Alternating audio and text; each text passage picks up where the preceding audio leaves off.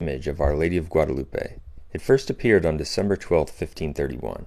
According to the account, an Indian named Juan Diego had been visited by the Virgin Mary numerous times. She told him to go to the bishop so that a chapel could be built. But the bishop did not believe Juan. The bishop asked Juan to tell the lady to give a sign, as a proof that it was truly the Mother of God who had appeared. In response, the Virgin told Juan to gather some roses in his tilma and present them to the bishop. As he did so, the roses fell to the floor, and the image of Guadalupe was miraculously imprinted on his tilma. It still exists to this day, 481 years later, and it can be visited in Mexico. The first miraculous aspect of the image that I want to discuss concerns the lack of an undersketch or an underdrawing. Infrared photography has demonstrated that there is no undersketching or underdrawing on the image of Guadalupe. That is miraculous because, as Dr. Philip Callahan, a research biophysicist from the University of Florida, explains, quote, "It's inconceivable that an artist in the 16th century would paint a portrait without first doing a drawing on it." End quote. Making an undersketch prior to painting a portrait goes back to antiquity. Thus, the fact that we have such an exquisite image, with such precise details and features, and that it appears on a rough cactus fiber, is inexplicable when we consider that there is no undersketch. The next miraculous aspect of the image of Guadalupe that I want to discuss concerns its endurance. The tilma is made of a rough cactus fiber, as I said. This kind of cloth normally disintegrates in 15 to 30 years. But the image of Guadalupe has now remained for 481 years with no fading or even hairline cracking of the face or the main image. That is miraculous. This is even more astonishing when we consider that the image was subject to candle smoke for many years, which would speed up the process of deterioration. Indeed, attempts to make imitation copies of the image have failed. Quote, one famous example concerns a well-known anti-apparitionist named Jose Ignacio Bartolash. In order to try to disprove the miraculous nature of the image, he had an exact copy made on the same burlap-type material, and he hung it with great fanfare in the chapel built on the site of Our Lady's final appearance. But after 7 short years, the painting was so unsightly and discolored that on June 8, 1796, it was quietly moved to the sacristy. That's quoted in Brother Herbert Lee's Mother for a New World, Our Lady of Guadalupe, page 394. That means that attempts to reproduce the image have failed miserably. Concerning the miraculous endurance of the image, the following quote is of interest. I mentioned Dr. Philip Callahan earlier. He points out that, quote, "The mantle is of a dark turquoise blue. This presents an inexplicable phenomenon because all such pigments are known to be subject to considerable fading with time, especially in hot climates. The Indian Mayan blue wall paintings are already badly faded. The blue mantle on the tilma of Guadalupe, however, is bright enough to have been laid last week." End quote. So the colors are miraculously fresh and bright. There is also the amazing fact that in 1778, a considerable amount of nitric acid was spilled on the image of Guadalupe. The workman fled in terror, expecting to have seriously damaged his country's most treasured possession, but to everyone's astonishment only slight stains appeared, which can still be seen in the upper right corner. That's quoted in Janet Barber, The Tilma and Its Miraculous Image, a handbook on Guadalupe, pages 61 to 62. There's also the fact that in 1921 a bomb was concealed in some flowers that were placed on the altar under the image of Guadalupe. The bomb went off and severely damaged a crucifix, but the glass that contains the image of Guadalupe miraculously was not even damaged. The next miraculous aspect of the image that I want to discuss concerns the stars. Some people have concluded that the stars, as well as the sunburst and the moon, are add-ons and that the original image was simpler. Dr. Philip Callahan is one who holds this idea. He still believes that the image is miraculous, but that the original image was simpler. I believe he is incorrect on this point for 2 reasons. First, it was discovered in 1983 by Dr. Juan Jamero Hernandez and Father Mario Rojas Sanchez that the stars on the image correspond precisely to the constellations of the winter sky on December 12, 1531. And what's so fascinating is that the constellations are shown as viewed from outside the heavens, in other words, in reverse. It's as if we have a picture from someone looking at it from outside the universe. It's a snapshot of heaven and earth, from the very moment that Juan Diego saw Our Lady. It becomes even more striking when we consider that the flowers on Our Lady's tunic correspond to the volcanoes in Mexico. This is discussed in detail on page 77 of a handbook on Guadalupe, published by the Academy of the Immaculate. In other words, the interior portion of the miraculous image, which is multifaceted in its manner of instructing and awing, represents the earth, and the turquoise mantle on the outside featuring the miraculous stars representing the constellations represents the heavens. It's the picture of the encounter between heaven and earth, when Our Lady appeared to Juan Diego on December 12, 1531, and captured miraculously and still present on the cactus fiber almost 500 years later. But what's even more amazing is that the stars appear only on the mantle of the image, and not on the tunic. And as I said, the stars that appear correspond to the constellations in the sky on the day of December 12, 1531. But when people superimpose the image of Our Lady on the sky of that day, and fill in the stars for where they would have appeared if her tunic had been filled with stars, the miracle becomes even more stupendous, because the constellation Corona Borealis, meaning northern crown, representing a crown, would appear right between Our Lady's temples.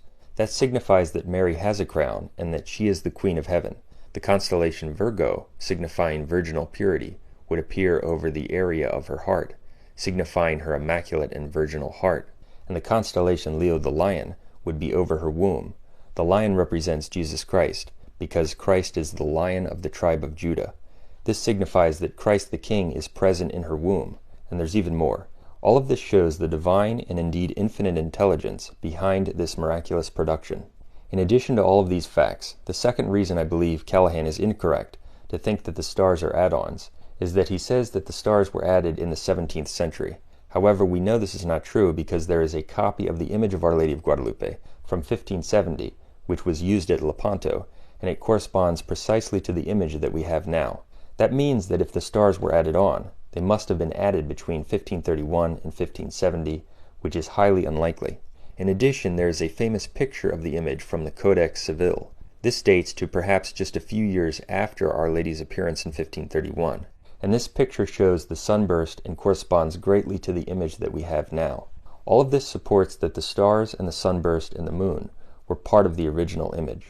Some are puzzled by the fact that while the face doesn't even show a hairline crack or a fade, the sunburst, the stars, and the moon show some evidence of flaking. I have an opinion about this, and I believe it fits with what we learn in sacred scripture concerning the stars and the sun and the moon. We are told in Luke 21:33 that heaven and earth shall pass away, but my words shall not pass away. Hence it makes sense that we would see evidence of the stars in the image, and the moon and the sunburst fading, because in reality the heavens shall pass away, but the Virgin herself and the primary image surrounding her and her face are incorruptible because she will shine forever in heaven. That could be why we see evidence of fading in the stars, etc., but not on the Virgin's features. The next miraculous feature that I want to discuss, which might be the most miraculous feature of all, concerns the eyes of the image. It is a fact that the image of a bearded man has been discovered in the eyes of the Virgin.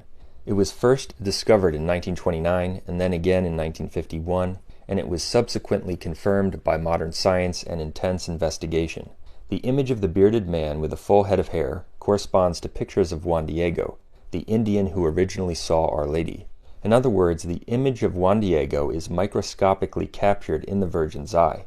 Of course, no human painter could have ever conceived the need to put microscopic images of Juan Diego in the eyes of the Virgin, so that they would later be discovered by the advances in modern science. And it is simply impossible for any human painter to have pulled it off, because the images are simply too small to paint. And the presence of these images in the eyes is all the more amazing, because the images correspond exactly to what happens in a human eye when it sees something. Jody Brant Smith, who studied the image of Guadalupe along with Dr. Callahan, is a non-Catholic. He explains, quote, "Before I could understand the importance of his discovery, I needed to learn something about the physiology of the human eye, in particular what is called the Purkinje-Sanson principle. In its simplest form, the Purkinje-Sanson law states that whenever we see any object, the object is reflected in each eye, not once, but in 3 different places. This threefold reflection is caused by the curvature of the eye's cornea. 2 of the reflections are always right side up, and 1 is always upside down." End quote. That's quoted in Thomas Sennett's book, Not Made by Hands, page 58. The reflections of Juan Diego in the Virgin's eye correspond precisely to the Purkinje-Sanson law. Multiple reflections are found exactly as they would be found in a human eye that sees a person.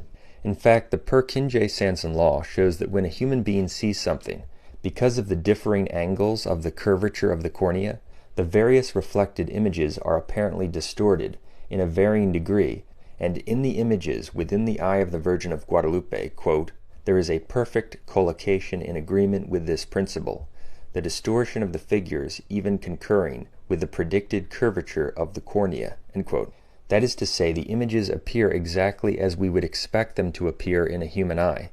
That means that what we have in the image of Guadalupe, still fresh today on the rough cactus fiber, is the visual reproduction of that heavenly encounter in 1531.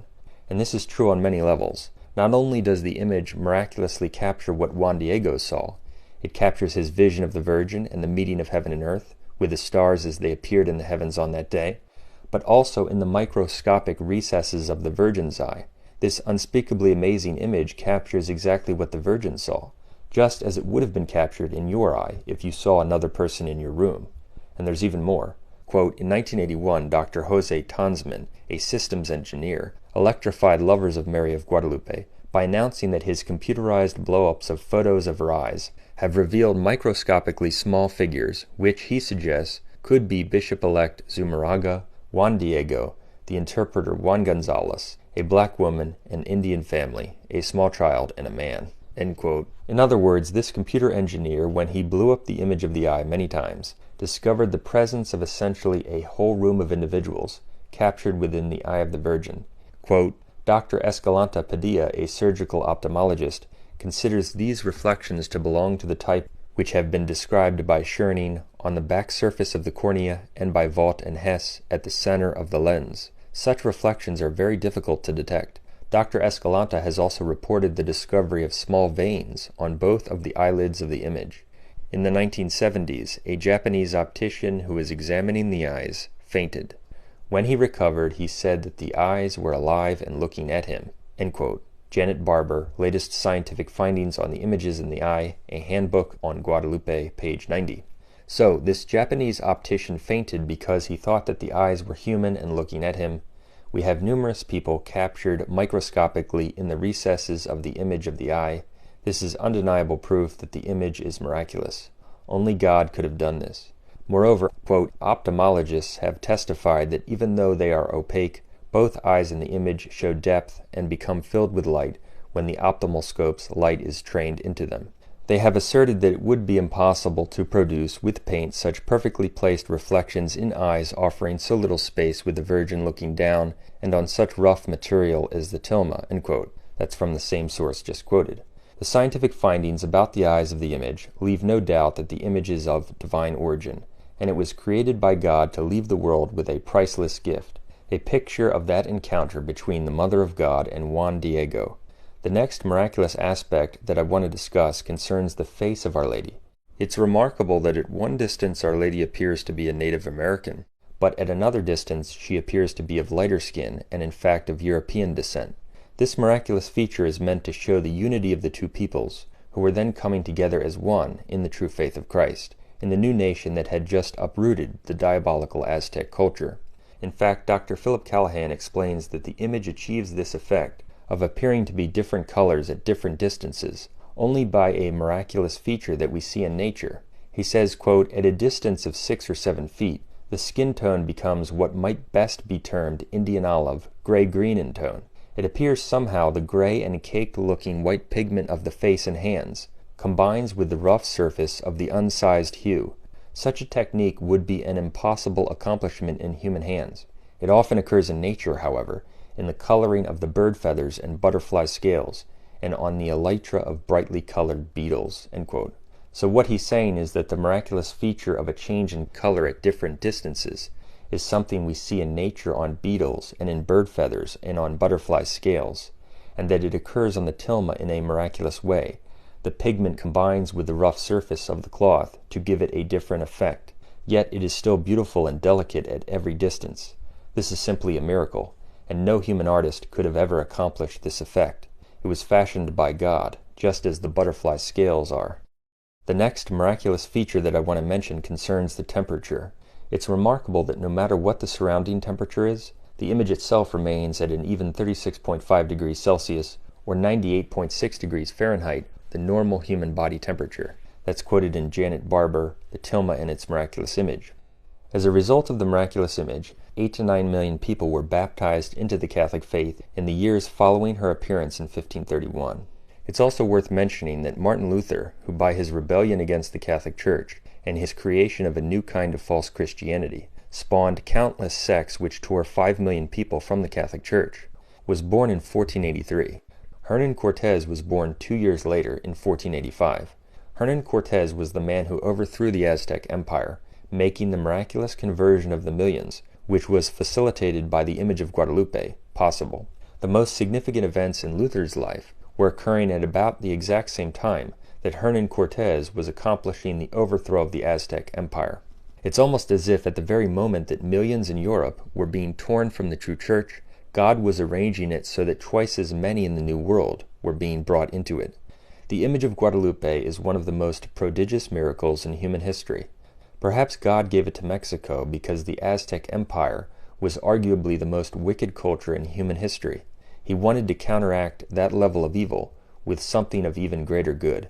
The image testifies to the truth of the Catholic faith, because in her message Our Lady directed people to the bishop of the Catholic Church at the time and to the traditional Catholic faith. Let those who seek the truth, and those who love the truth, and those who love the Christ, embrace this message and the one true faith of Jesus Christ, the Catholic faith. Another miraculous aspect of the image of Guadalupe concerns the reading of the image. Quote, "The Indians saw something in the image of Our Lady that the Spaniards did not comprehend. In that period the Indians did their writing in hieroglyphics, so to them the image was a hieroglyphic letter.